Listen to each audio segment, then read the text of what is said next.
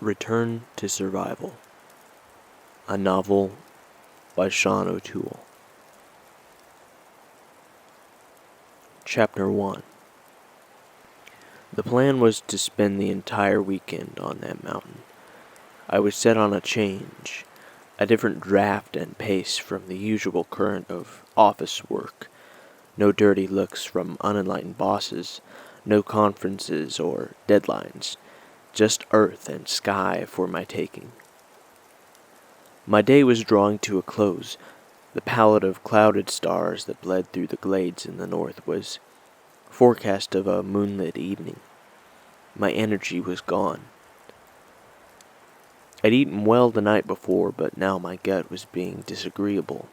Jerky wasn't setting with me the way it used to. A nice cherry burned in my pipe, glowing just dimly enough to warm my glove while I shielded it from the wind. The updraft was bad enough, but now that the temperature was creeping lower, I wondered if I would be able to take to my stand for my final tag. These Canadian elk were not slothful like the deer my granddad taught me to hunt. These were agile and easily spooked.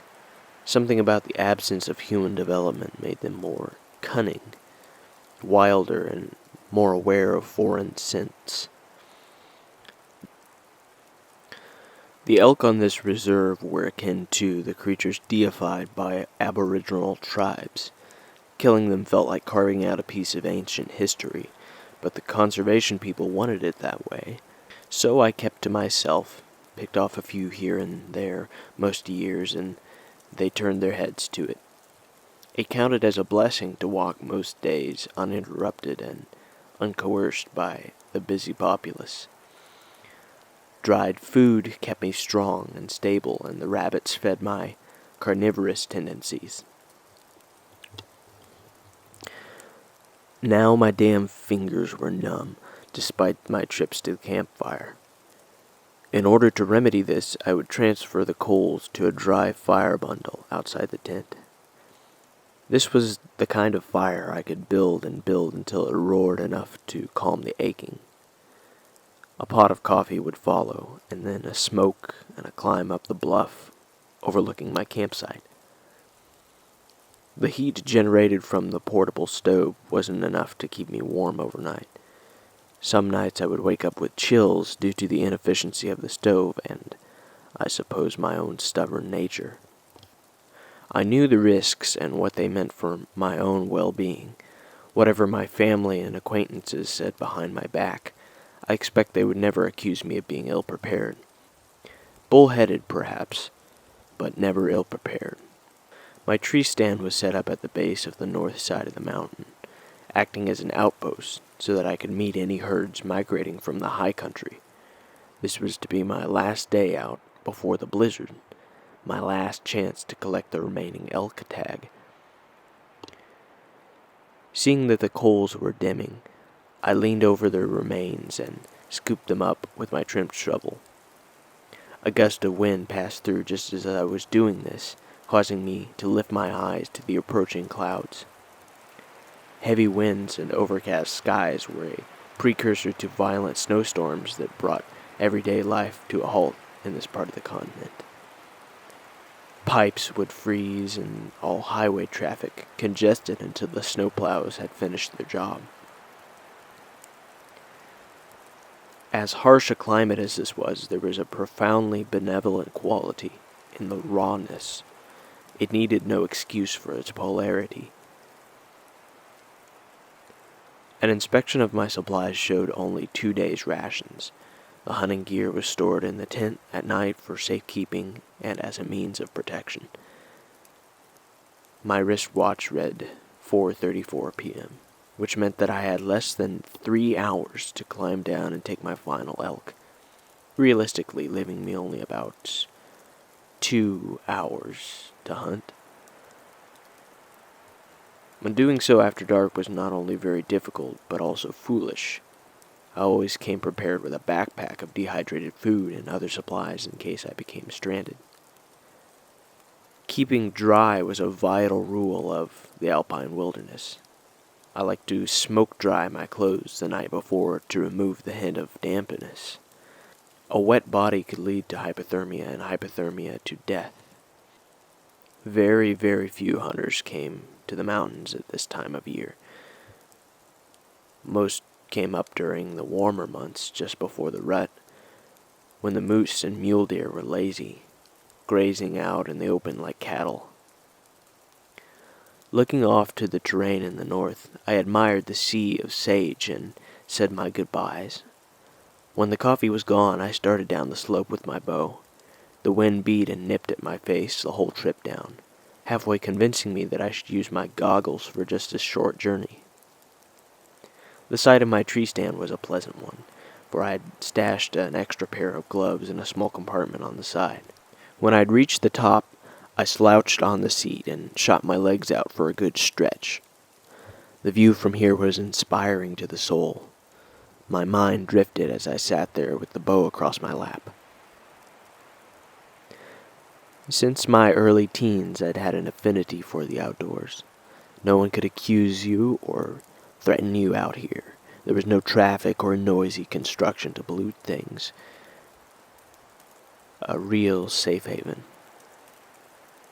This acquired taste was due in part to my granddad and his persistence in a detachment from society. He always liked people, though. I think he was more weary of society than individuals. No one knew him as an introvert because he never showed that side to anyone besides him and Mama. There had always been something unnerving about his hermit lifestyle out on that dried-up old farm. I recall vividly the time I asked him about his years as a peace officer. That is, back in a time when officers in our county gave any mind to keeping the peace. I'd ask him about his gun and saddle, and he'd tell me they were locked away in a woodshed, artifacts of a bygone era.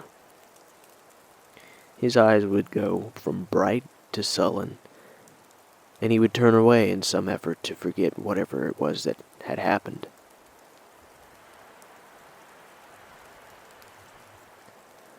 The sun had passed behind the hills when I spotted the elk herd, no more than 100 yards down the hill.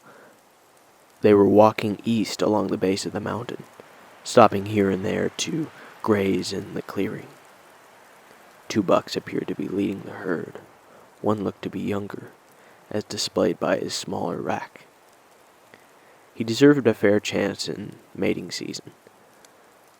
I began to draw the string of my bow with a broadhead attached. The older buck rounded the corner and parked himself next to a pine. His ears pricked up, and he gazed curiously in my direction. His keen senses must have isolated the sound of my arrow knocking. The rest of the herd followed this lead and froze like ornaments. I steadied my aim, and with the arrow drawn back to my jaw, a noise like that of a distant jet engine reached my ears. I glanced in the direction I thought it had originated, but saw only the vast grayness of the clouds above. It was very strange to hear a plane out this far. Turning back to my target, it was obvious that he had taken notice of this foreign noise. He seemed more edgy than before. So I steadied my aim again, aligning the sight with the lung region. I had an excellent shot now that he was facing me broadside. I released the bowstring, propelling the arrow out across the mountain slope and into the intended target. I stood up in my tree stand to get a clear view, placing my hand along my brow to block out the blinding sunset. The shot was not perfect, but was satisfactory given the circumstances. The buck took off down the mountain with the arrow sticking out through its ribcage, as they so often do. The rest of the herd took off in a surge of fear. They'd melted into the forest by the time I reached the ground. It is a rare occurrence for an arrow to kill on contact. Instead, the creature usually runs out of fear and finally collapses and dies of blood loss. I had been only forced to finish 2 deer with my sidearm in all the years of my hunting. It was not my preference, which is why I obsessed over precise shots.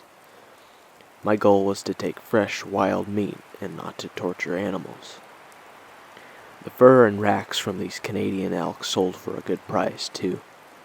As I maneuvered the base of the mountain, I could see Brian Thatcher's cabin situated by the lake as it always had been. Though it seemed close from my perspective, his cabin was actually about 4 miles and half a day's hike away. Brian was a fellow hunter and a trustworthy man for the most part. He preferred guns to archery, and this was where we differed. Sometimes he would bring his dog up with him and hunt the bobcat. I stopped beside the pine tree where the buck had been standing. The snow here was spotted with blood. By the amount and grouping, I could see that I had punctured the heart. This would be an easy trail to follow. I'd worked up a considerable sweat on the way down to the edge of the thicket. My heart was racing. Surveying the field with my binoculars, I could see the bent grass where the elk had galloped through, and the flee for safety. I pursued for a good 20 paces and then stopped. Not a trace of blood could be found on this trail, indicating that I was probably following the wrong elk. A thorough search around the perimeter of the field would be required to pick up the blood trail again. This was troubling news to me because of my deadline with the snowstorm.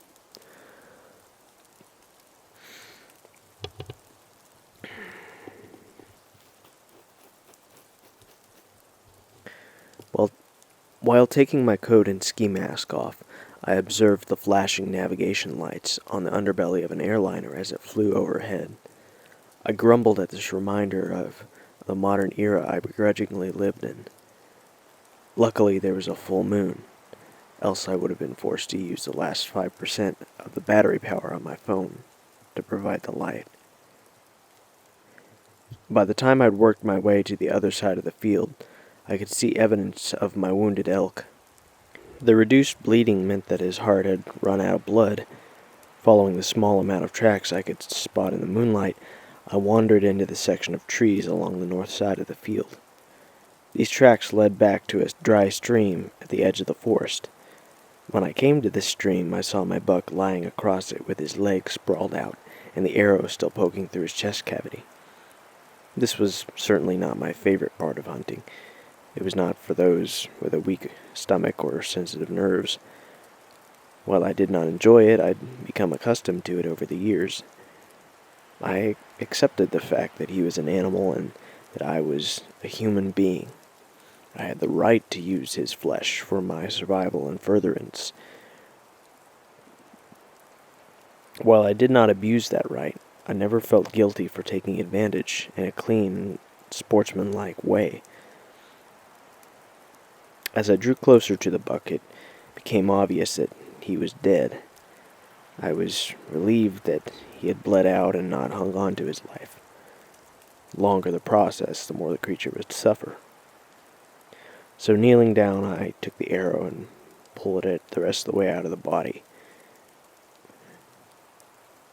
When my tag was hooked to the ear of the buck, I unsheathed my skinning knife and made a cut directly above the genitalia, proceeding up along the stomach until I reached the sternum. Steam rose up from the warm organs and mixed with the atmosphere. There was a notable change in wind velocity as I squatted over the open elk carcass. That blizzard wasn't supposed to reach me until 10, but evidently it was already here. At the moment, nothing was more important than getting back to camp. Nothing. If I wanted to make it out alive, I would have to start back up the mountain. Many hikers and hunters like me had met their demise in these conditions. That was how my brother-in-law died. I did not intend to share his fate. When I had removed the entrails, I began to peel the hide away from the meat with my knife. Had I not been stressed for time, I would have taken more care with the removal of the hide. But with the bitter wind beginning to move through it and the snow starting to fall, I pushed myself even harder in an attempt to finish up before the worst of the storm arrived. These sub-zero temperatures would keep the meat from spoiling and fall only lower as the storm progressed throughout the night and early morning. Chapter 2. The embarrassing truth was that I had underestimated the timing of the storm, and now, positioned on the far end of the mountain, I contemplated what route I would have to take to regain the safety of the camp. When the hide and antlers were removed, I withdrew a game bag from my backpack and began to slide it over the carcass, hind legs first. Just as I was zipping the bag shut, a bellowing sound echoed through the valley. I turned in the direction the sound seemed to have originated, and saw nothing but the shadowed northern forest where it met the firmament. The snow was falling with ferocity now, coating everything in sight. Even with the binos, there was no seeing more than 100 feet away. Despite my curiosity in this matter, it was still of great importance to start my hike back.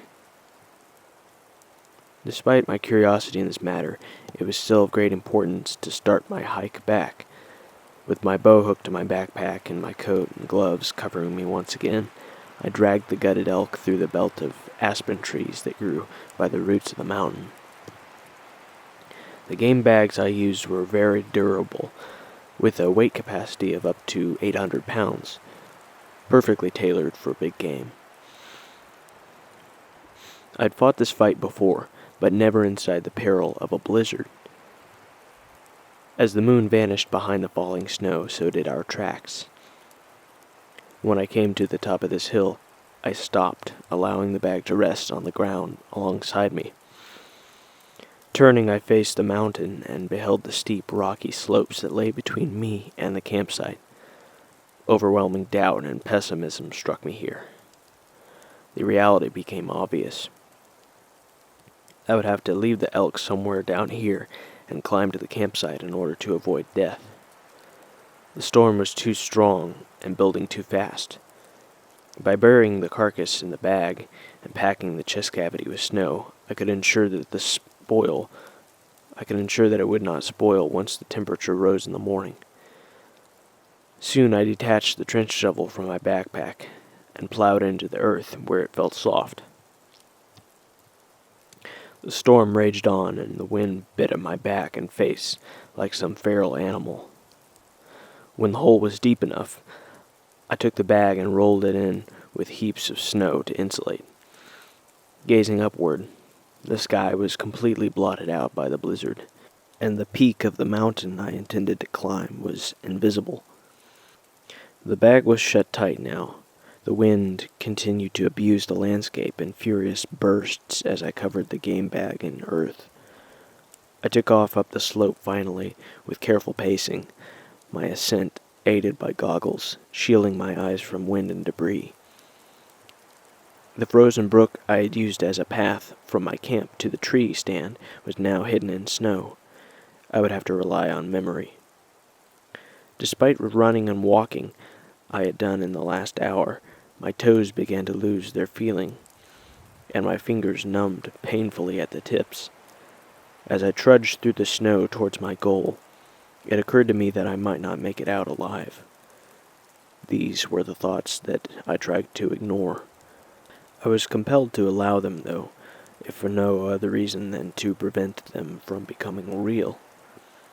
I wanted positivity and confidence that I would escape the blizzard, but there was no room for that in my head. The primal impulse is not easily subdued, and thoughts of failure and death seemed to compound themselves whenever they chose. The notion of death seemed distant, but here it was staring me dead in the eyes, just outside the cusp of the storm. And it was my fault. One wrong step and it was over. The hand of fate was guiding me, but I never knew what that was except a natural intuition inside me. The voice cautioned me away from trouble, away from death, and now it seemed my finest trip was ending. I hadn't listened. Wiping the snow from my goggles, I came to a halt next to a fir tree and looked up for the side of my tent. The falling snow was too dense to see much more than 10 yards in any direction, so I was unable to locate my campsite. A kind of bare, vulnerable feeling overcame my body from without. It was that certain sensation that brings all previously developed motor skills to their minimum and strips you of the confidence you had. Thoughts of childhood and internal struggles of the past began to seep back in. Reminiscing was my self-defense, and no matter how horrific the present circumstances, it always anchored me to my motivation.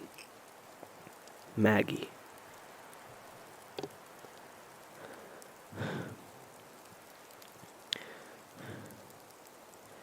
Any scenario could bring me to my knees in an instant without that glistening beacon of motivation. How can any man strive through the horrors of life without something real to ground him? I would not last much longer in these conditions. If and when I found my camp, a fire would be first priority. Just as I was scaling a downed tree that lay across my path, I felt a vibration in my pocket. My cell phone was ringing. I could tell by the ringtone that it was my wife. She rarely called when I was out. Holding the phone to my ear through the woolen ski mask, I accepted the call. Hello? Maggie? The connection was bad, but I could hear her voice faintly over the sputtering phone waves. It's me. Dan, are you still out? Uh-huh, I replied. She paused briefly, and I could hear her exhale. When she spoke, the tone of her voice suggested great distress. Daniel, you need to head back for town. The storm isn't going to let up until just before sunrise.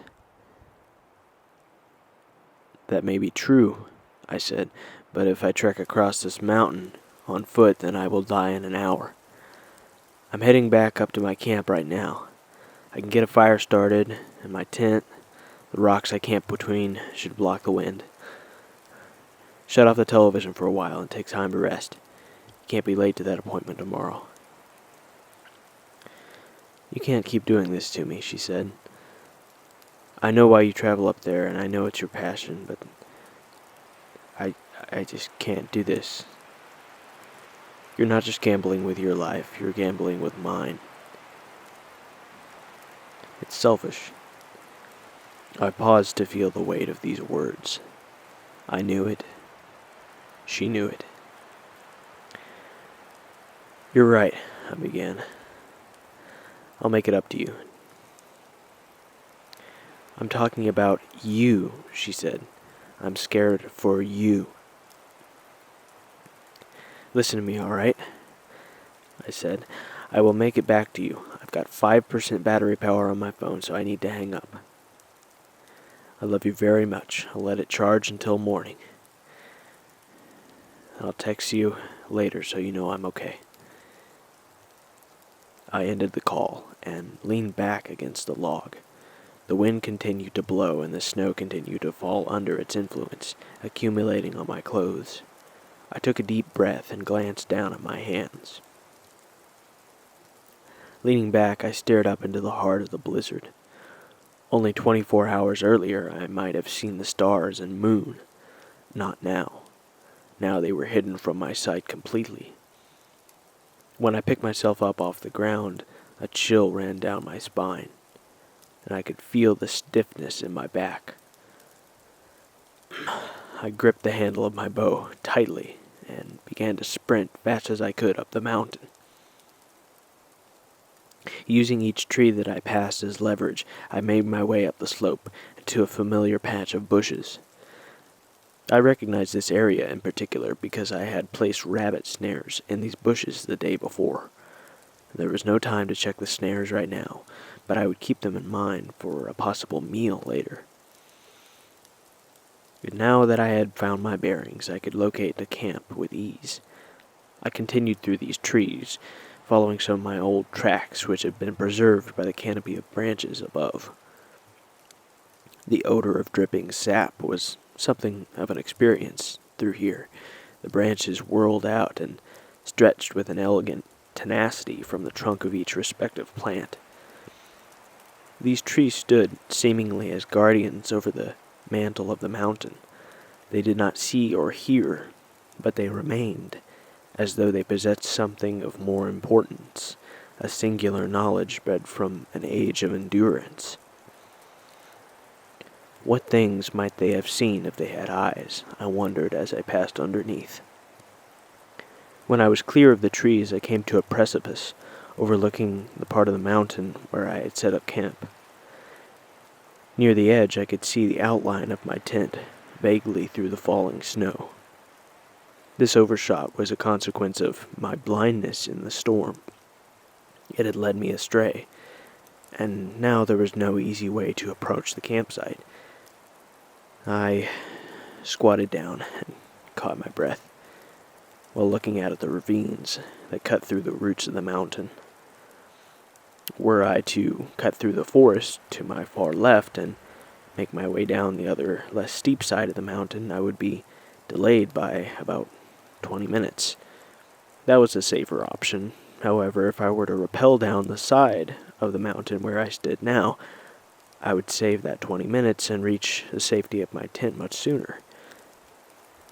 The more I gazed out at the campsite with my extremities aching, the more I felt that the latter option was the only option for me. Taking the long way meant longer exposure to the elements, and my body couldn't take much more of this abuse. Without another thought, I withdrew the 100-foot coil of emergency rope and began tying it around the trunk of an old tree that was rooted close to the cliff. Setting my backpack to the side, I tested the knots and the strength of the rope. It was not ideal, but it was durable enough to bear all 180 pounds of me, which was what counted. The wind up on this peak was more violent than it had been below, and its impact on the many trees was observable. They swayed and pitched back and forth under its oppression. Having tied the rope as tightly as I could, I zipped my coat up to my chin and approached the cliff. Though it would add more weight, I did not want to leave my backpack or my compound bow behind. I wouldn't be caught without it. With my boots planted firmly on the rocks near the cliff, I leaned over to observe the drop. It looked to be around 50 or 60 feet to the ground below. Not an especially steep drop, but a fall from that height would kill a human being just the same as a fall from 300 feet.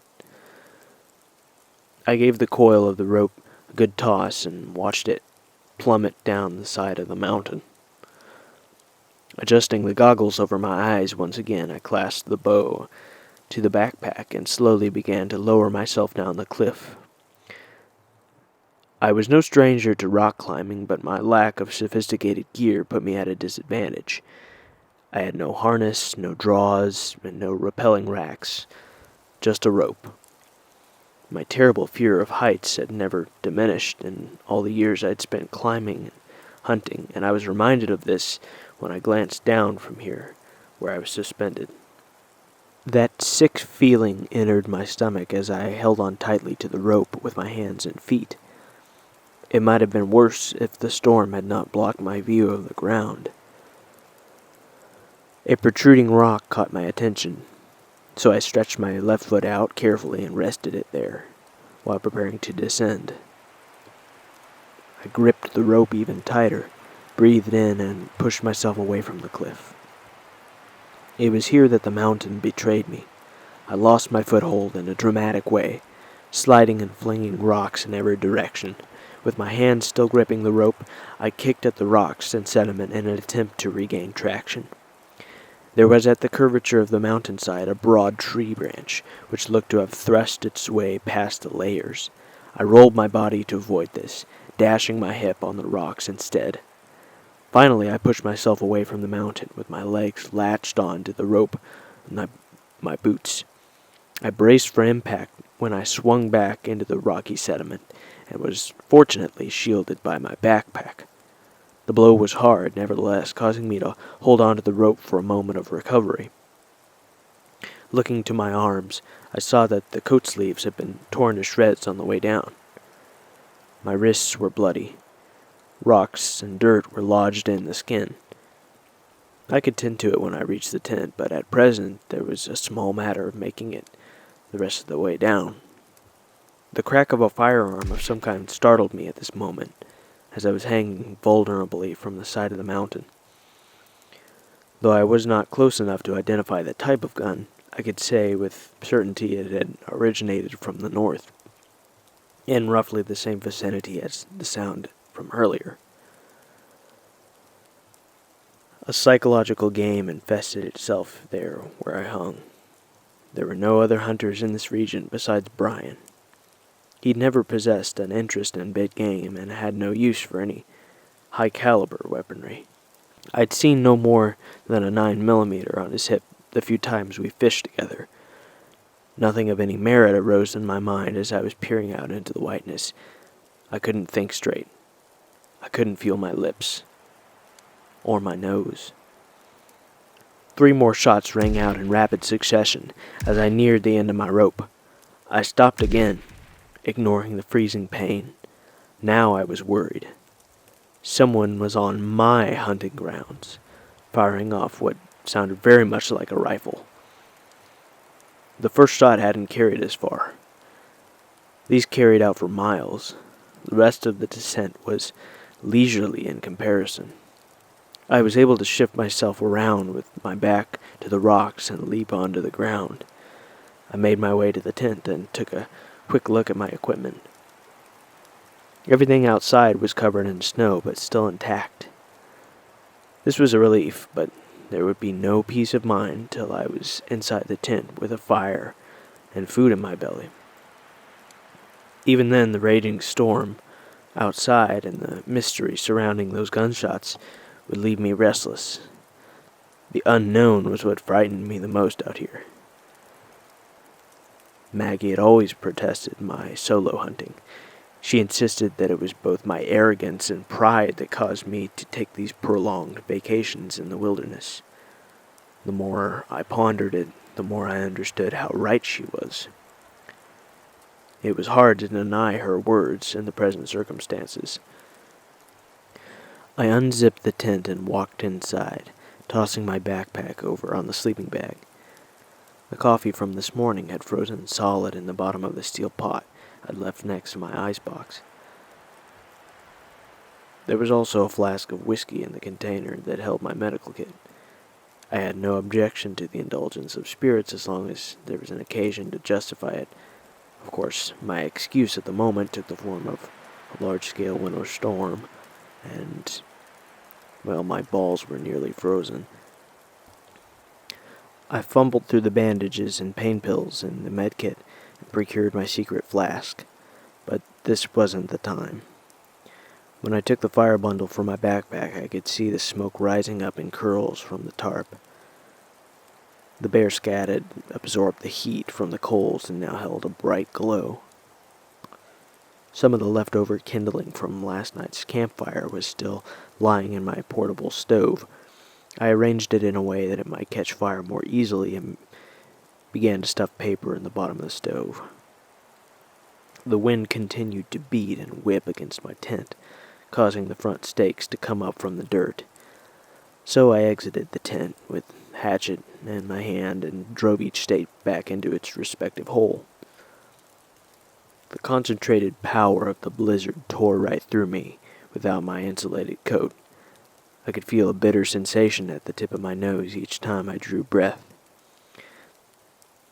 That fire was of the utmost importance. There was no way I could make it through the night without it. Once inside the tent, I sat down in front of the readied stove and ran my hands through my hair. There was still very little feeling in them. Keeping a constant watch over the stove, I stripped down to my shorts and took an assessment of the cuts I'd sustained. Only the 2 on my arms were actively bleeding. The rest were dried and clotted. The smoke was beginning to rise as the coals baked in the kindling and dry poplar bark. It produced such thick smoke that I was forced to unzip the front of the tent once again. I knew well that the smoke would lessen as the paper and kindling burned up. Then an alert tone drew my attention from the fire that I was fanning gently. I scrambled to check the new message on my outdated phone. It read 8:49 p.m. One new message from Maggie. "Are you okay?" ? I hit reply and began to type. "Made it to the tent. Don't worry about me. I got a fire started and got plenty of blankets." The message was sent successfully. 2 minutes of desperation passed and the new message icon reappeared on the screen. "I want you to take a break after this," she said. I paused after reading this and looked out at the blizzard through the netting of the tent. "I promise I will, babe. Please get some sleep." I sent the message and curled up a bit in my sleeping bag. The kindling was burning hot and bright now. The paper had been reduced to ash, and the logs were cooked just enough to hold a substantial burn. With a little coaxing, the flames leapt up and began to bake the pot of iced coffee which I had mounted on the grill. I tossed my cell phone back onto the mattress and reached for the scalpel from the medical kit. The rocks looked to be lodged deeper inside my wrist than before. Self-surgery was not strange to me, but I dreaded it nevertheless. It was imperative that these wounds be clean and bandaged before my journey back tomorrow morning. Infection was not commonly a death sentence in modern civilization, but out in the expanse of nature, it could very easily bring you down, the same as a broken leg. The fire was burning with a passion by the time I had dislodged the rocks from my flesh. Whatever chance I had of surviving the night rested solely upon the radiance of the stove. I would have to huddle close to it and alternate between resting positions in order to keep from succumbing to the shocking temperature drop. At last, I removed the cap to the whiskey and drenched each laceration with the spirits. The pain tortured me, driving me to indulge in the beverage. I lifted my frostbitten feet where they had been propped and started to fumble through the supplies in search for a mug. I gave a shout of satisfaction when I obtained it and sat quietly on the mattress to pour, drink, and repeat. The warmth was soothing and invigorating. The coffee pot was piping and scalding when I removed it from the fire. I poured what little there was into the mug and slid back into my spot on the mattress. My mind began to wander as I stared out at the storm. That wretched little voice in the darkest corner of my mind couldn't help but whisper, "Do you actually love her? Does she really mean more to you than your passion? Try to fight it all day, but fact remains that you desire solitude more than you desire your wife. Why don't you just marry the trees and be done with the whole thing?" So I bit my lip and sank further down into my mattress, with the hot mug resting on my chest. All of my attempts to charge the phone proved to be a failure. Battery cable was dead. The phone alerted me for the last time with a farewell chime. The dead battery symbol appeared, and then the screen fell dark. Most of the firewood had burned to coals by this point. I added the last few logs to the stove and sat with 2 blankets wrapped tightly around my body. The flames must have charred my beard and eyebrows, for at around the 3rd minute I began to smell something unusual. I scooted back a little ways to prevent any such toasting from happening again. Though my mind would not allow me to fall asleep, my achy body soon overrode my conscious will. The dreams that I had that night were not the kind you come to expect from desperate circumstances. One might imagine that one would dream of an opposite or alternative reality. Mine, however, were events from the past, distant memories that seemed more vivid and real than they should have. I was a child again, and was seated in the back seat of the old family car. The leather upholstery smelled just as I remembered it. A seatbelt was wrapped snugly around my waist. I could smell my mother's perfume and feel the breeze wafting in from the cracked windows. Turning to my left, I saw my sister. She was leaned against the inside of the car with her head on a quilted pillow. Her little freckled face was dreary, holding just the kind of expression you would expect from a car-sick child. Dad appeared to be his usual self, quiet and concentrated, with a stern look on his face. Mother was just the opposite. Her cheerful expressions and laughter contrasted his current gloominess in a striking way. He had not always been like that. Mother sat in the passenger seat, with her feet propped up on the dashboard, an open newspaper across her lap. She glanced back at me and smiled with a tender eye. Dad's voice cut through the noise from the highway. "Dan, we're going to stop at the next gas station to fill up. Take care of your business while we're there." I leaned forward in my seat to get a better look at his face, and when I tried to answer, the words would not come out. "Well, speak up," he said. The honk of an oncoming vehicle reached my ears, and I watched as my father struggled to avoid the collision. The tires of both vehicles skidded across the road and blended with my mother's frantic screaming. I held on to the seat in front of me and ducked my head as the front of each car impacted. My sister reached out to me as our car slid off the pavement and out onto the edge of the ravine. My father's booming voice was heard above all else, cursing and bellowing loudly as we tumbled towards the trees. The windshield shattered into 1,000 pieces, filling the car and covering the hood. One knock to the head left me unconscious. At first, when I awoke, I thought the dream had ended. My body was cold again, just as it had been in the tent. My fingertips felt as if they were beginning to swell, and my legs ached from overexertion. Both eyelids opened with some difficulty, parting way for the scene that had haunted me for the past 30 years. I felt as if I was floating directly above the car where it sat in the riverbed. A hot, dizzy spell ran down the entirety of my spine and swept past my toes. Bubbles formed at the surface of the water, and finally the person who was struggling to live burst forth into the light of the sunset. He crawled up onto the crest of the shoreline, coughing and spitting, with his blonde hair dripping on the sand.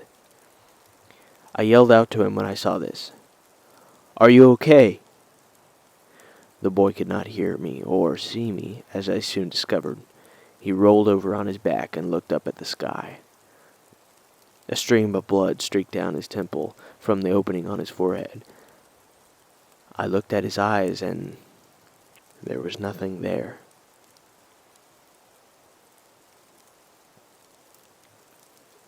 Chapter 3. My eyes opened again, this time to a presumed reality. The sinking roof of my tent was what first caught my attention.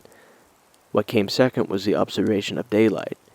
I assumed that the storm had subsided, since I could no longer hear the rushing of wind or feel its impact on my living quarters. I sat up and looked over at the stove. Not surprisingly, the coals had died. My body was stiff, and it developed numbness overnight, courtesy of the severe temperature and the lousy cushioning. I glanced over to my watch, and it told me the time, 6:09 a.m. That awe-inducing sensation was given to me upon opening the tent. My whole world had changed overnight. The skies were clear again. All the trees stood from their roots in the soil, yet the branches sagged with little resistance to the mounds of snow. The storm had been left to its own devices and had seen fit to oppress the landscape with as much ice as possible. Though I was sore, I knew that I would have to head back down to the mountain to retrieve the elk I had buried. My stomach rumbled loudly as I gathered my belongings and all essential gear together in the tent. There was no time to build another fire to roast the rabbits. Time was pressing, most assuredly against me. I figured my wife might call the local search and rescue if I didn't return her call. Then again, she might not. She wasn't that predictable. First priority was to disassemble the tent. If the person who fired the shots the previous evening was in my vicinity, then I did not want to have a large object like a tent set up. They could easily spot it from long ways away in these clear conditions and undoubtedly take interest. Luckily, the tent could be collapsed and stored with little effort. The rest of the supplies could be thrown into the bag with my clothes. There was no time to pack it all neatly. Stepping out of the tent, I surveyed the trees and the valley in the distance. A lone eagle was making his rounds above the trees to the west. He flapped his wings while eyeing the palette of pure white and emerald. Something caught his attention just as I was about to redirect my gaze. He circled overtop the trees and glided into an unobserved, masterful execution. A brisk wind caught my back, enough to draw me out of this reflection of nature. I turned back to the north and to the fields where I'd skinned the elk. The blizzard had flattened the dying grass and weighed it down with snow. All was peaceful now, quiet and still. Turning back to my camp, I knelt down beside the supply bag. As soon as I turned, however, something strange was caught in my peripheral vision. I stood up and peered out into the direction I had spotted it. It could have been a moose or an elk or any kind of animal for that matter. Whatever the identity, it was certainly in motion and was down amongst the trees in the north where I'd least expect. I withdrew a pair of long-range binoculars from the supply bag and brought them to my eyes. I focused them appropriately for the considered distance. What I saw was white, green, and very little besides. The shadows cast by the plant life in the east stretched further across to the west, parting way for any traveler bold enough to venture inside.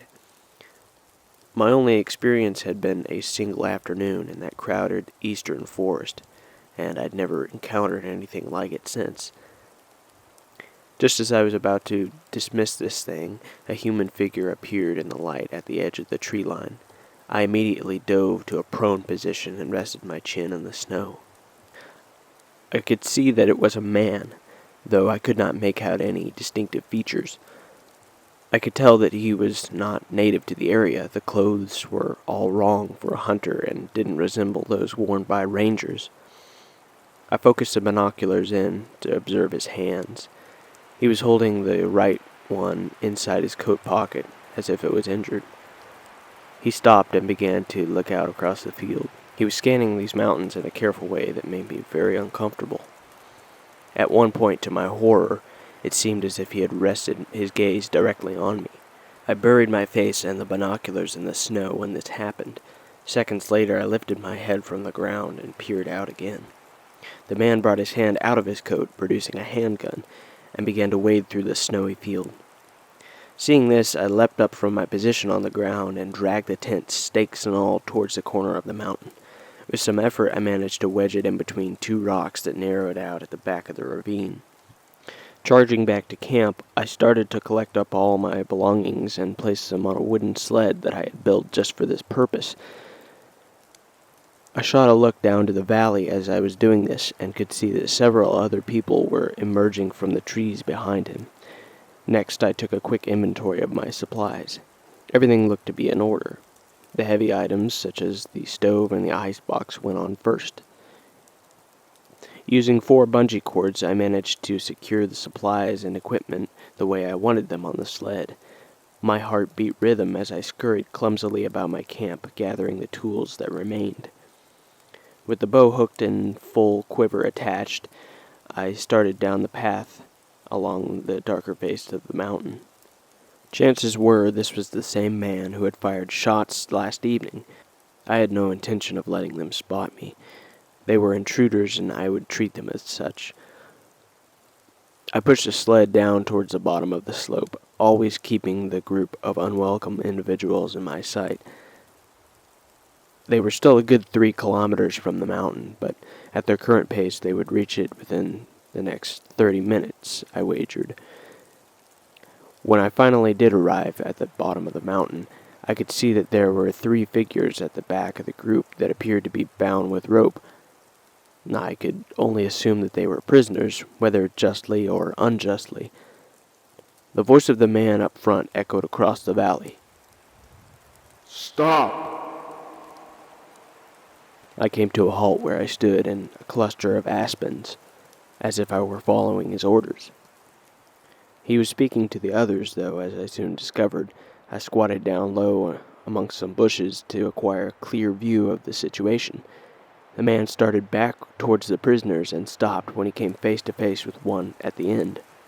I was much too far away to pick up on any of their exchange, but his gestures and body language indicated anger.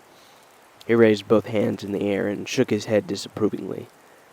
Instead of bringing both hands back down to his sides, he brought them gently to the prisoner's head and started to caress the face. I looked on in confusion as the prisoner began to struggle against him. The others just stood there watching in compliance with his orders. Then a feminine scream came out from behind the thick hood that concealed the prisoner's face. My anger progressed from a simmer to a rolling boil when I heard this.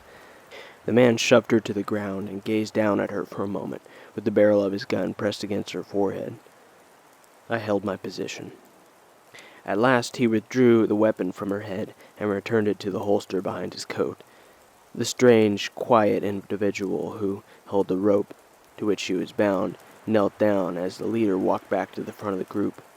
He took out a small rag and wiped away the blood from her nose. The girl returned this unexpected act of compassion with a spiteful glare.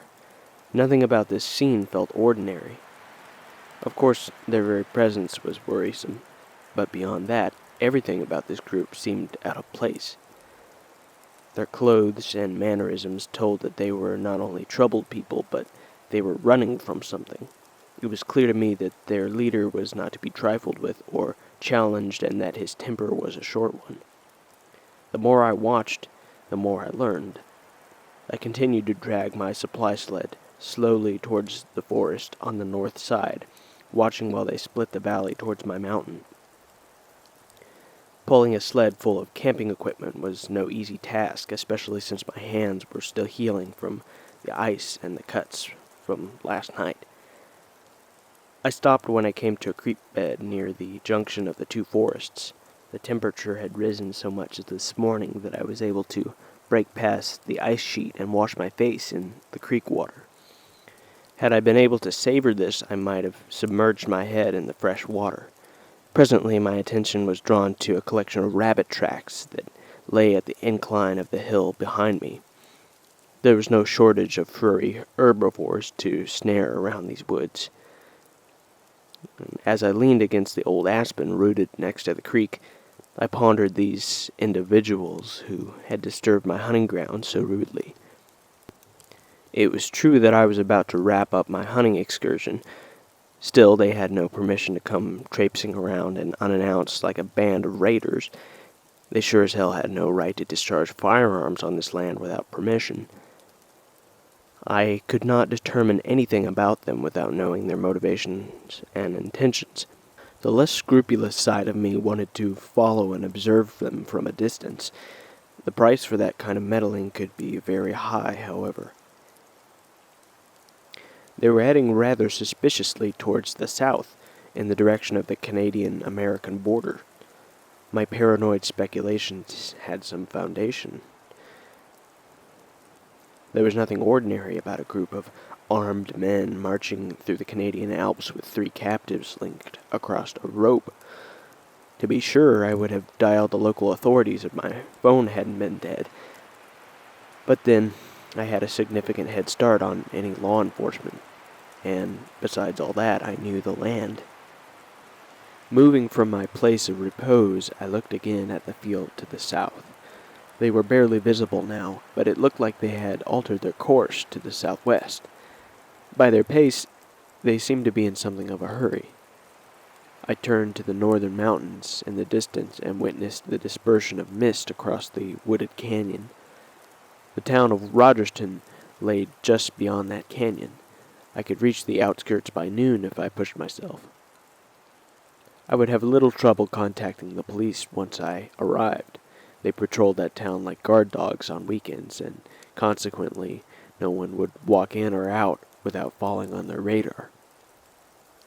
On the other hand, there remained the gamble of the 3 captives. Nothing was certain, but I couldn't see any outcome in which they made it out alive. The captors seemed too mean, their leader too perverse.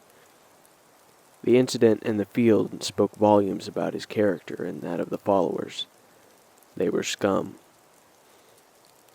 Even as I looked to the hospitable northern mountains, I could not bring myself to abandon them to the devices of what appeared to be outlaws.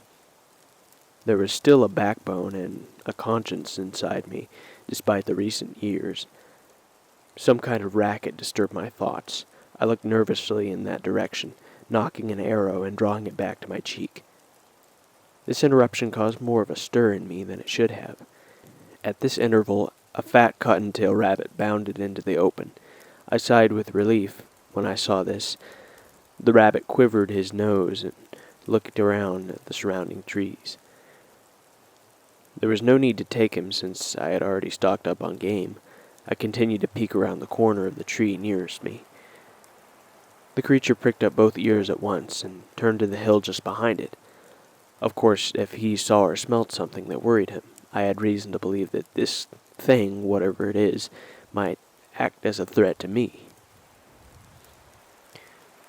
With my hood pulled over my head and an arrow nocked, I proceeded around the side to the rough incline that emptied out into the bedding ground. The rabbit looked to me and flinched as any vulnerable creature might. My body had eclipsed his view of the sun. A bolt of some kind of light reached out past the top of the aforementioned hill. The sound that followed was enough to make me stumble backwards. I gathered my thoughts hastily and resumed my position behind the tree trunk. Brian rarely traveled this far, and when he did, bobcat was his only game. This was clearly a stranger. An easterly wind passed through the forest where I stood with my back braced against the tree. I listened for what I thought might arise next, and then the soft impact of boots on melting snow broke the silence of nature. I panicked when I remembered that I left my supply sled in the open. By the nearness of the footsteps, I knew that he was standing around where the rabbit had been. Taking a gulp of air, I made a sharp turn around the tree and aligned the bow sight with his torso. He jumped when he saw me and started immediately for his holstered weapon. "No! You stop now! You stop now!" I screamed. A suppressed glare emanated from his eyes as he weighed over the possible outcomes of this encounter. We glared at each other, neither one daring to take action. The arrow rested along my jawline and the side of the bow, with positioning for a fatal shot. He raised his hand from his side, displaying an open palm, as if to imply surrender. "Who are you?" I demanded. The man did not reply, but continued to stare nervously at me. "I said, who are you?" His hesitance was uncharacteristic for a normal person. My arm began to tire from aiming the bow, and I could see by the expression on his face that he had noticed this. "All right, take off that belt and throw it over here." The man unbuckled and tossed the gun belt at my feet. I took it and slung it immediately over my shoulder. When I moved closer, I observed several things about him and his apparel. The many wrinkles in his shirt and the position of the neck opening served as evidence that it did not belong to him. The 5 o'clock shadow suggested that he had shaved recently, probably within the last day or so. "Do you speak English?" I inquired. Still no response. Yet I could tell by his expression that he got my meaning. In a final effort, I brought the readied arrow to his neck and rested the tip on his jugular. Again, his expression changed little with this intimidation. I looked to his eyes again, and the pupils contracted when the sun debuted from the cloud cover behind me. I lowered my bow, backing cautiously out of his reach. Intuition drove me back from where I'd been. There was a dullness to his eyes, a kind of emptiness that spoke to his malice, but also an imprint of the horrors he'd witnessed during his time on Earth. My boots shifted a little in the melting snow.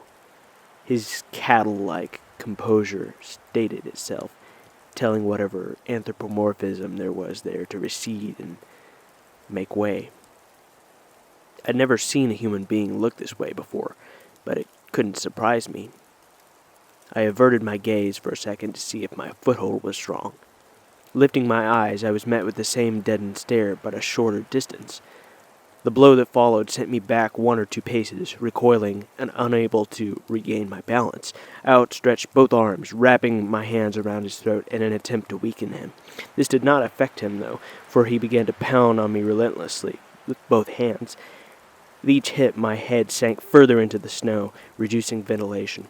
He exploited this, as I predicted he would, and began to press down on my face. An instinctual panic, I rammed my left knee into his groin and reached for my skinning knife. I grasped with fear when my hand fell on an empty scabbard.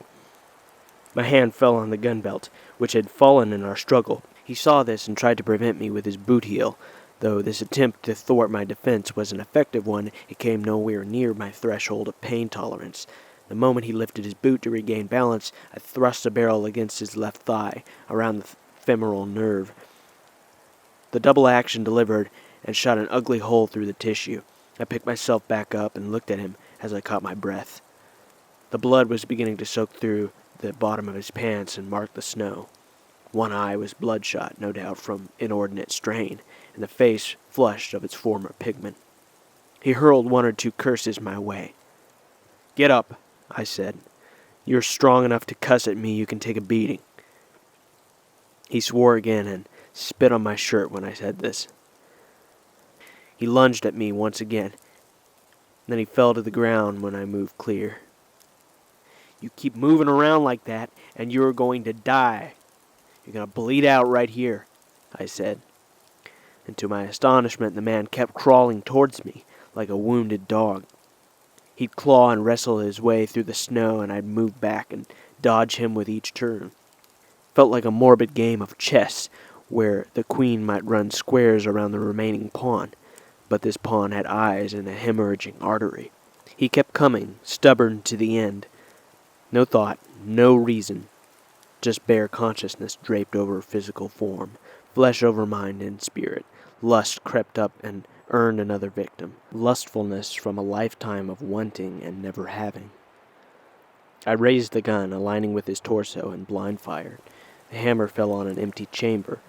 Pulling again, I discovered that the cylinder had rusted and jammed tight. I recovered my bow and nocked the arrow again, drawing back fully with him in my sight. He gawked up for a second, and I saw him there. The fight was over. Almost inadvertently, I let go of the bowstring and looked on as the arrow caught itself in his skull. It wavered for a moment upon stopping. My own internal shock was something to behold as it manifested externally to a quivering and strange posture. I felt my own form turn inside out.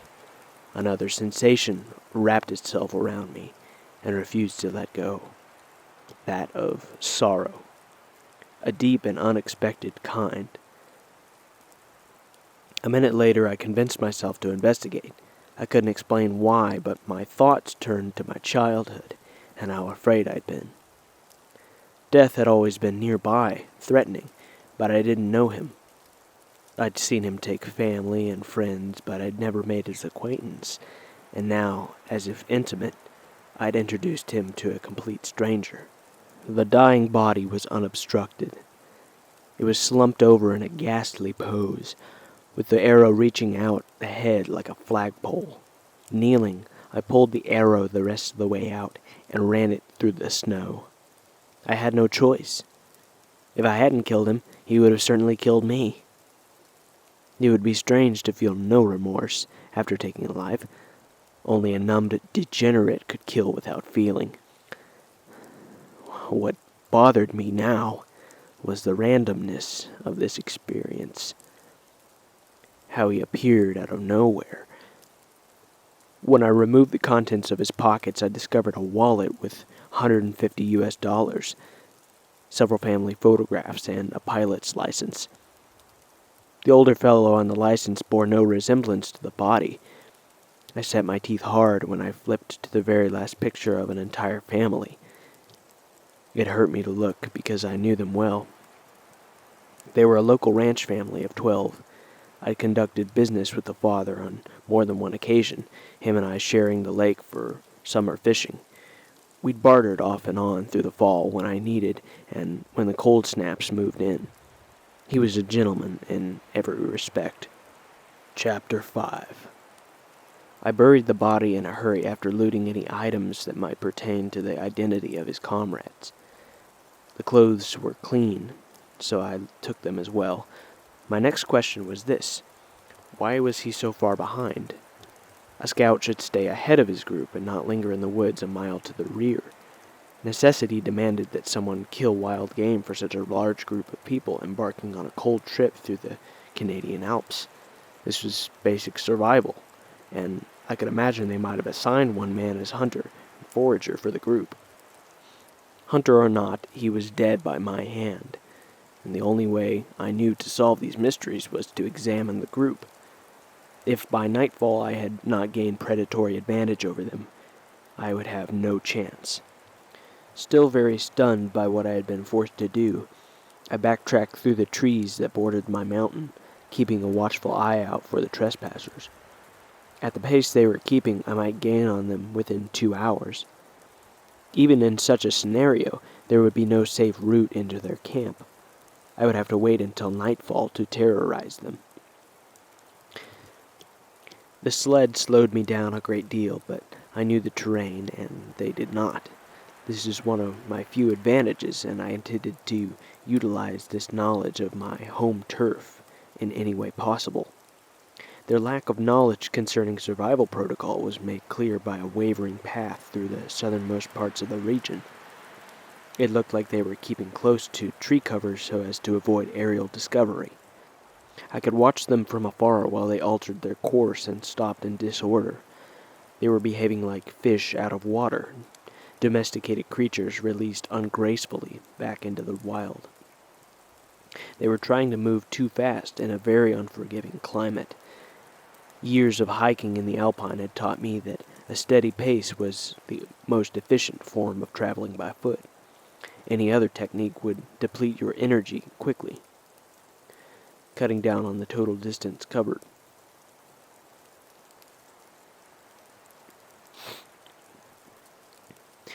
It was 10 a.m. when I entered the valley where they traipsed through just beyond my typical area of operations. A rotten, gnawing feeling tore through my stomach when I stopped in the grass. Out of nowhere, I began to feel guilt for what I'd done for that man.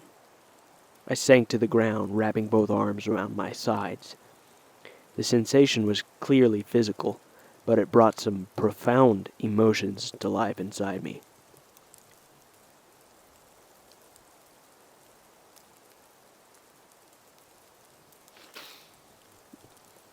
The pain subsided within minutes, but the tormenting of the conscience continued without pause. Squatting down with the bow resting against my leg, I gazed out at this band of threatening individuals. I removed my stocking cap, scratched my head, and observed as they crossed over the valley. It hadn't occurred to me before now that my stomach was virtually empty. My last meal had been the day before, and there had been no real opportunity to start a fire before this. Broad daylight was actually the best time for this, since they would easily spot it at night. The fire had to be small to prevent giving myself away through the smoke. Dry firewood was scarce now that the area had received a heavy snow. My only hope rested on whether or not I could locate any stick piles. They could be found in various spots across the valleys and ravines in these parts. Beaver dams usually contained dry wood, but I never spotted any.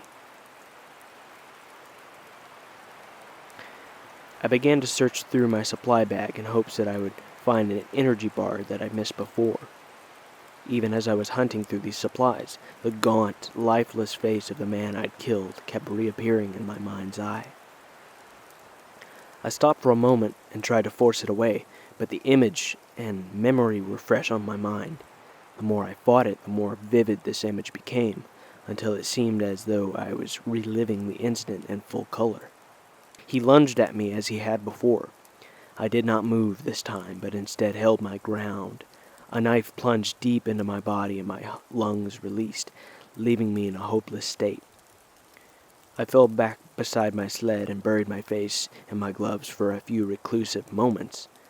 Perspiration rolled down my brow, interrupting as I stared past tree branches into the sky. All I did was defend myself. The thawing snow cooled my backside as I tilted back in projection towards the skies, towards the openness that imprisoned. A moisture formed in the corner of one eye, traveling down the contour of my temple. The fear had tightened its grip on me, constricting round me like a helpless prey. But I thought of the words my granddad had cited many a time. In battle, in forest, at the precipice in the mountains, on the dark great sea, in the midst of javelins and arrows, in sleep, in confusion, in the depths of shame, the good deeds a man has done before defend him.